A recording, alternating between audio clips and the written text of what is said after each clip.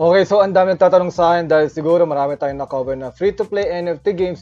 Paano po ba mag-withdraw, no? Ma-cash out yung mga napanalunan namin o yung mga NFTs na makukuha namin. Paano po ba yon? So, syempre may mga requirements yan, no? Hindi ito katulad ng mga ibang mga video games na papadala sa GCash nyo or kuwari sa Steam na pwede credit card. So, iba po ang kalakaran dito sa crypto. So, number one requirement is kailangan may crypto wallet ka. Isa sa mga crypto wallet na meron tayo is MetaMask. So, usually dito naka-stored yung mga token na meron kayo katulad natin. And syempre, mga BNB for gas fee. At kung di ka pa marunong gumawa nitong wallet na to, please lang, ang daming step dyan sa internet. Napakabilis lang po. Even my mother, nakagawa po ng sarili niya. Ganun lang po ito kadali. Kailangan nyo lang kabisaduhin yung inyong mnemonic phrase, pati private key para in case na lilipat kayo ng ibang devices ay pwede nyo pa rin siya ilipat via that. Kaya huwag nyo ipamimigay yung mnemonic phrase at private key nyo. At isa sa mga aalamin nyo, ano ba yung blockchain ng larong nyo? So marami dito, may Ethereum, Avalanche, pero most likely smart chain po ang ginagamit sa mga NFT games right now. Kung Wax games naman kayo, so may sarili din pong wallet po yung Wax. For example, dito sa Himo World, Binance po tayo dito. Kaya makikita nyo, yung mga napanalunan kong token recently, ayan, nandito po. 4,200 Himo. At syempre, kailangan may gas fee kayo. May BNB kayo, may ETH. Paano kayo makakabili ng BNB or ETH? So, meron tayong video about Binance. Pwede kayong pumunta doon. Yung GCash nyo, pwede nyo i-convert into BNB or ETH, then ipapadala dito. Paano ipapadala? Makikita dito sa account 1, no? Copy to clipboard. For example, nakagawa na kayo ng account dito sa Binance, tapos nakabili na kayo ng BNB, so hanapin nyo lang yung coin, then withdraw, tapos ikakopy nyo lang yung address ng inyong wallet. Ayan, automatic naman, ilalagay dyan kung ano yung wallet nyo, then ilagay nyo kung ilan. So, kahit mga 0.1 lang pang gas fee, okay na po yan. Then click withdraw. Ganun lang po kadali, di ba? Sobrang bilis lang. Ngayon, kung lahat ng requirements ay meron ka na, pupunta tayo sa next step. Pero bago yan, once again, I'm John A.K. Soral. Kung gusto rin ma-achieve ang freedom of time and money while doing the things you love, katulad natin gaming, trading, NFT reviewing, at kung ano-ano mang grind natin sa buhay, huwag mong kalimutan mag-like, share, subscribe, pati i-hit na rin ang notification bell dahil marami pa akong tips para sa inyo. Kaya, let's go! So, nandito na nga tayo. Isa-swap natin yung ating Himo tokens papuntang USDT or BUSD. Sila yung mga tinatawag nating stable coin na pwede yung ipapalit yon to GCash mamaya via that P2P. For example, dito, isa-swap natin, mismo sa MetaMask yan eh. Max, tapos papalit natin to USDT, yan no? Then review swap.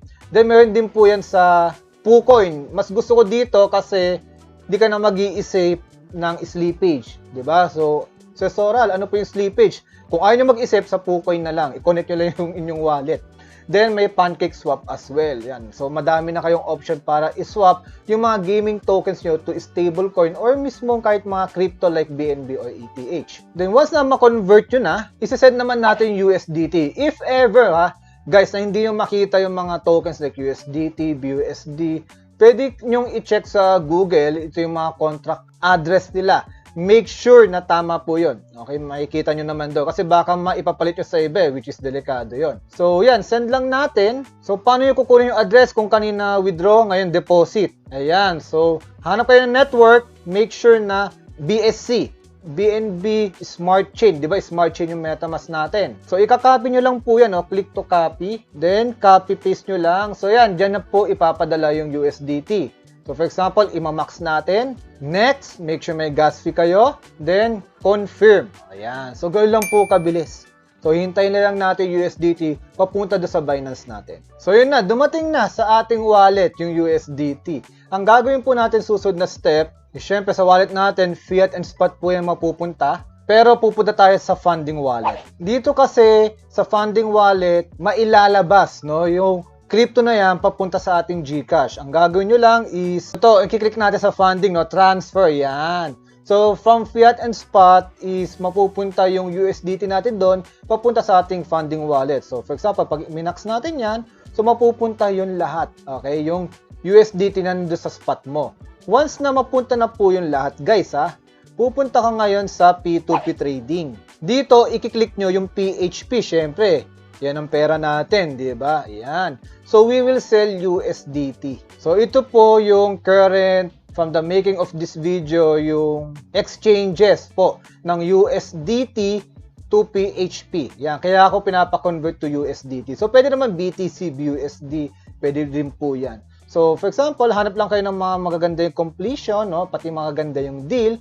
Tapos, depende lang kung anong gusto nyo. GCash ba?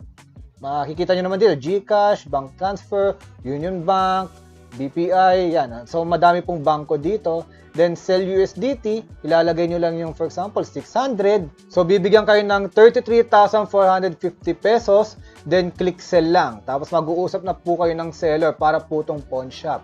After that, ilalagay sa GCash nyo or sa bangko nyo yung 33,450. Then, i-release mo yung 600 USDT papunta sa kanya. Then, the transaction is done. So, ganun lang kabilis, guys, no? So, umpisa, medyo maisip mo, komplikado. Pero pag nasanay ka na, no, mag-transact via Binance, via transferring, no, from gaming tokens, no, isa-swap mo to stable coins or crypto, masasanay ka na rin katulad natin, which is naging part na rin ng monthly income ko itong NFT games. Pero kung papasok ka dito, guys, ha, just risk ka naman that you can afford to lose lang, and make sure na ang pupunta mo mga project or games maliban sa talagang ni-research mo is mag-e-enjoy ka talaga. Once again, I'm John A.K. Soral. Kung nagustuhan mo tong episode to, huwag mong kalimutan mag-like, share, subscribe, pati i-hit na rin ang notification bell. Gusto ko rin marinig ang tinig mo sa comment section below. Hanggang sa muli, guys! Babu!